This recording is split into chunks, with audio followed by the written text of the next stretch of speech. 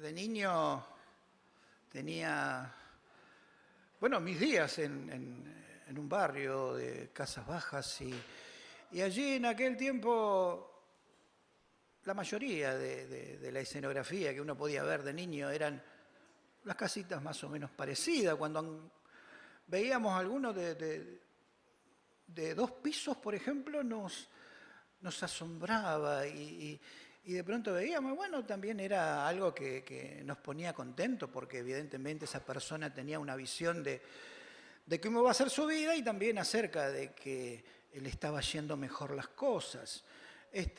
Obviamente ya había, debe haber habido varias ahora de eso que a mí me llamaba la atención de que una casa tenga 2 pisos, pero lo que más me llamaba la atención era que seguramente tenía una escalera por adentro. Entonces, consciente o inconscientemente, empecé a anhelar tener una casa con una escalera adentro. Cosas, si hay algún psicólogo o psicóloga, sacará sus deducciones. Yo no sé por qué, pero consciente o inconscientemente quería una casa con una escalera. Y de pronto fue pasando el tiempo y bueno, formando la familia llegamos a un edificio. Tenía escaleras, pero afuera, no era lo que yo había pedido. Pero bueno, ya estamos más cerca, como decía la hermana. Conseguí un trabajo en un edificio. Otra vez, 26 años llevamos ahí, casi. Toda escalera, pero estaban afuera. No estaban adentro. Hasta que llegamos a un momento en el cual Dios contestó esa oración y conseguimos un lugar donde había una escalera. Y eso nos ponía contentos. Por lo menos a mí, que era lo que yo había pedido consciente o inconscientemente. Hoy le quiero decir que lo pienso mucho cada vez que subo esa escalera y cuando estoy arriba no quiero bajar y cuando estoy abajo no quiero subir y veo si puedo zafar de eso, pero bueno, así estamos. Pero evidentemente Dios contestó. ¿Qué tiene que ver esto con lo que vamos a ver? Esos anhelos y esas oraciones que nosotros podemos llegar a hacer a Dios y que Dios contesta siempre. Dios está atento a su oración. Que las conteste no conforme a lo que usted piensa es distinto, pero Dios siempre contesta. La escalera de Pablo era visitar Roma. Allí estaba el deseo, porque sabía que había una iglesia que tenía una característica, fe. Tenía algo que se estaba escuchando por todos lados y eran un ejemplo. Entonces, allí quería Pablo. Sabía que no había estado allí para fundarla, ni había visitado. Era una iglesia que él no conocía. Pero allí empieza a escribir esa carta. Algunos dicen que estaba allí por Corinto y asomaba los años 57, 59.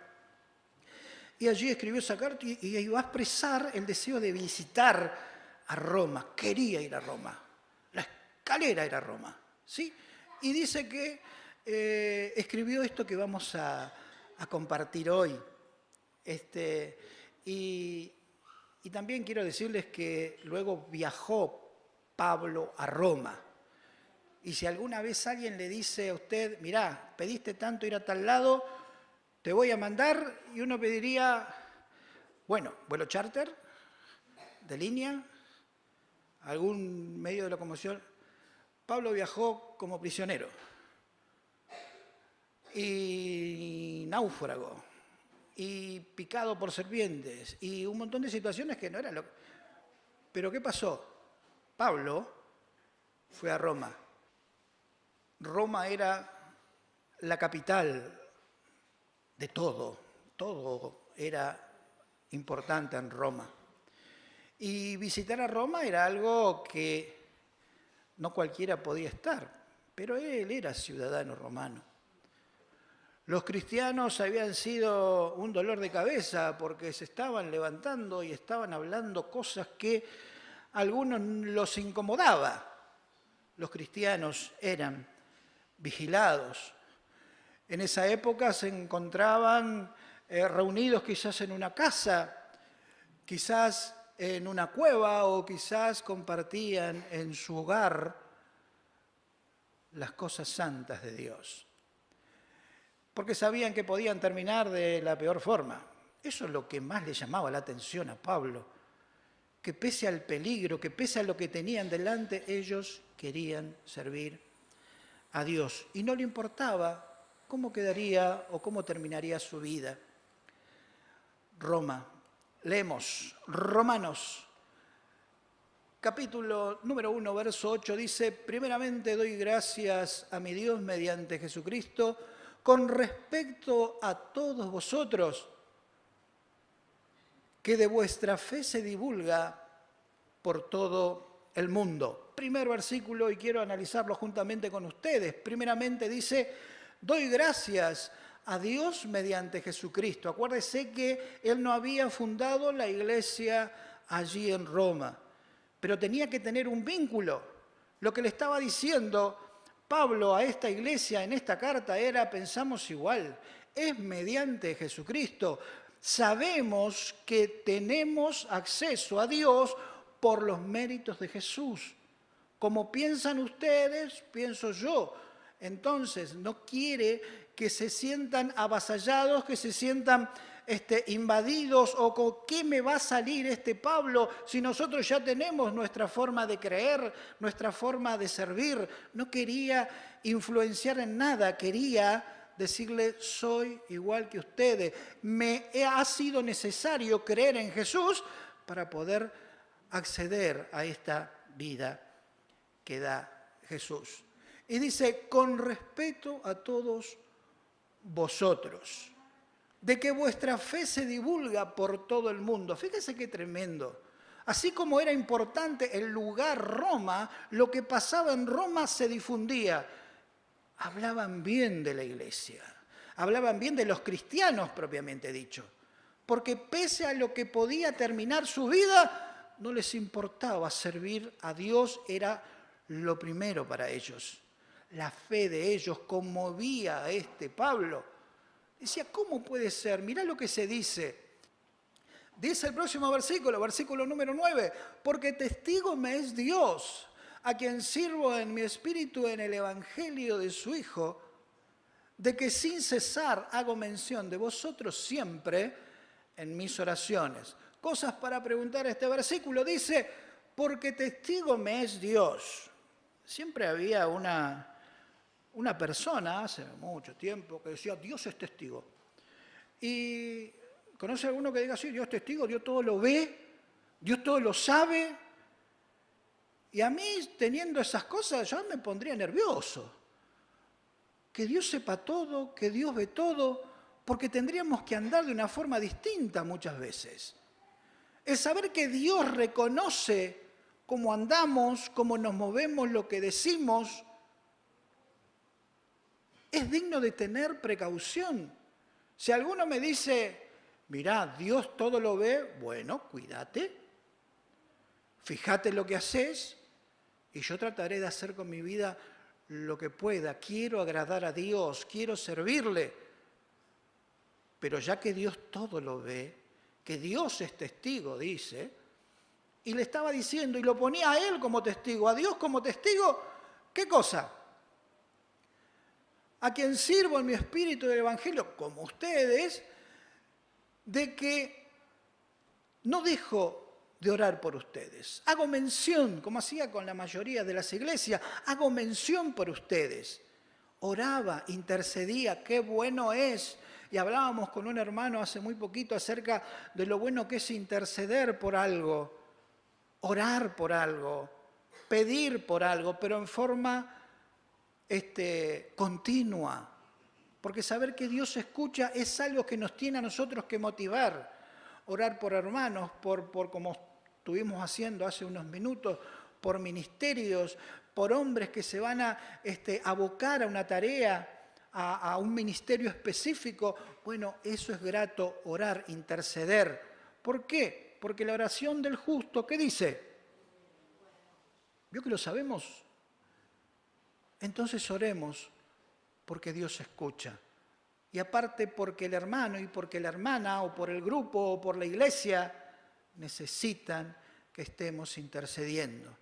No interceder quizás sería un acto de irresponsabilidad de la iglesia, porque bíblicamente nos está enseñando que tenemos que orar los unos por los otros.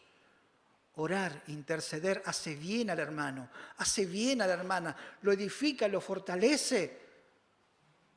Y esto es lo que hacía Pablo.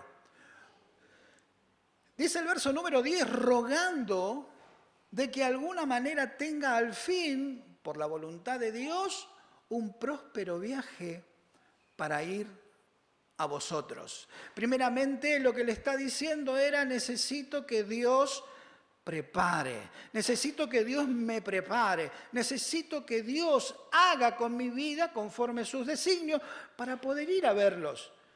Estaba con un plan Pablo, pero siempre estaba supeditado a lo que Dios quería para su vida. Allí dice la palabra por voluntad de Dios que pueda ir, que llegue a veros. Me salió español, pero dice ahí, sigue diciendo, lo mismo oraba por la iglesia de Efesios, por los filipenses, por los colosenses, tesalonicenses. Era una oración continua por la iglesia. Verso número 11, porque deseo veros para comunicaros algún don espiritual a fin de que seas confirmado. ¿Qué es lo que quería hacer? Las conversaciones y las charlas entre hermanos o momentos que tenemos para compartir con los hermanos, tiene que ser un ida y vuelta de crecimiento. Porque si vamos a compartir tiempo con alguna persona y eso no nos edifica o no le edifica a la otra persona, a veces podemos estar perdiendo tiempo. Lo que Pablo le decía, quiero ir a ustedes para lo que yo sé, poder entregarlo. Y para lo que ustedes son, eso, esa actitud y eso de la forma que lo van a recibir, pueda bendecirme a mí. Es recíproco. Cuando usted habla con un hermano es para bendecirlo y edificarlo. Y si un hermano está con usted y le contesta, tiene que ser de la misma forma. Yo sé que esto tarda en llevarse a cabo. No digo las charlas entre los hermanos, pero encontrar hermanos no siempre podemos encontrar un hermano en el cual podemos confiar, que podemos saber que va a tener una palabra de aliento o de sabiduría para cada uno de nosotros. Pero cuando lo encontramos, enseguida queremos entablar ese diálogo. Hay hombres y hay mujeres que tienen afinidad para hablar y hablan de sus cosas, y alaban a Dios y exaltan a Dios y se ponen a orar. ¿Y cuántas cadenas habrán roto por esas charlas, por esos tiempos de comunión que tuvieron hermanas y hermanos? Quiera Dios que en este tiempo cada uno pueda haber encontrado ese hermano. Y si no, búsquelo, ore a Dios, Señor, poneme en el camino hombres crecidos que me hagan crecer a mí. No quiero estar chato, quiero esperar otra cosa. Y así Dios le va a poner a hombres de fe delante, a hombres que puedan enseñarle el camino y también usted, a su vez, poder orar por ellos, poder hablar con ellos y también que ellos sean bendecidos. Esto es para ser mutuamente confortados por la fe que nos es común a vosotros y a mí, para ser mutuamente, como hablábamos recién, confortados. Verso número 13, porque no quiero, hermanos, que ignoréis que muchas veces he propuesto ir a vosotros, pero hasta ahora he sido estorbado, para tener también entre vosotros algún fruto como entre los demás gentiles. Pablo siempre fue distinguido con que era el apóstol de los gentiles, porque se preocupó hablar a gente que no conocía de Cristo. No a los judíos, no. Si bien su forma de hablar era para todos, especialmente el hecho del misionero, es esa la tarea, ir a lugares donde no está conocido la palabra. Y aquellos que están de alguna manera sin saber lo que hizo Cristo para ellos, que les puedan dar la posibilidad de aprender, la posibilidad de estudiar, la posibilidad de que puedan creer, que muchas veces quiso ir. Muchas veces se propuso en su corazón, pero no es que el diablo vino y le dijo, Pablo no vas, tenía una comunión con Dios permanente, Pablo. Decir que el diablo lo había frenado sería irresponsable de mí, pero siempre tenía el hecho de viajar a visitar una iglesia, a visitar otro, a fundar otro. Había mucho trabajo para hacer. Eso no le podía poner delante una fecha, un momento para poder ir a Roma, pero anhelaba, pero quería. Había gente que se estaba llenando de Dios y él quería ver eso, él quería contemplar eso, él quería recibir también de ellos, porque el mejor lugar también para cada uno de nosotros es reunirnos, estar mediante nuestra oración o nuestra presencia en un lugar donde se busque a Dios, donde anhelen servir a Dios. ¿Por qué? Porque nos va a contagiar eso. Pero yo no puedo ir allá, pero estás allí para apoyar, estás ahí para animar, estás ahí para orar.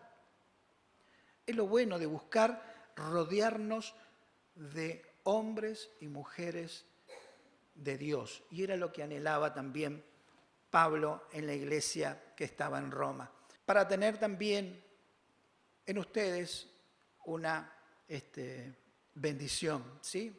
Dice el verso número 14, a griegos y a no griegos, a sabios y a no sabios, soy deudor. Analizando este versículo, a griegos y a no griegos, a sabios y no sabios. Les estaba diciendo a aquellos que tenían cultura y a aquellos que quizás eran analfabetos. A ellos tenía que ir, a ellos tenía que anunciar, a griegos y a no griegos, a los que son de ese lugar y a los que están conociendo ese lugar, a los que saben leer o a los que todavía no saben. Lo importante es que Dios se acordó de cada uno de ellos. Y así como amó al estudiado, también amó a aquel que nunca tuvo la posibilidad de estudiar. Lo importante es que Dios murió por cada uno de ellos. Y lo último que dice, soy deudor. Y ahí me viene esa palabra. ¿Cuál era la deuda de Pablo? Porque no estaba hablando de dinero, no estaba hablando de algo material. La deuda que tenía, que dice, soy deudor, significa que algo más necesitaba hacer. El amor que había tenido Jesús con él, que se presentó en aquel camino a Damasco, fue tan grande, le permitió conocer algo que él no conocía. Cambió su rumbo de batallar contra los cristianos, ahora ser representante de ellos. Pablo, quizás uno de los que más trabajó, pero sin embargo allí estaba, deseoso y pensando que todavía no había hecho nada, que todavía era deudor.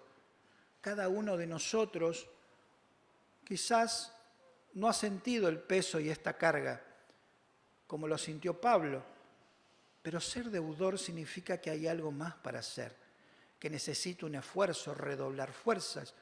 Ser deudor es saber que alguien tiene destino de algo que vamos a realizar. ¿Es usted deudor? Vuelvo a decir, no es de dinero, pero ¿es usted deudor? Pablo llegaba a decir en 1 Corintios capítulo 9, verso 16, pues si anuncio el Evangelio, no tengo por qué gloriarme, porque me es impuesta necesidad, necesito hablar de Cristo. Pero dice, ay de mí si no anunciare el Evangelio.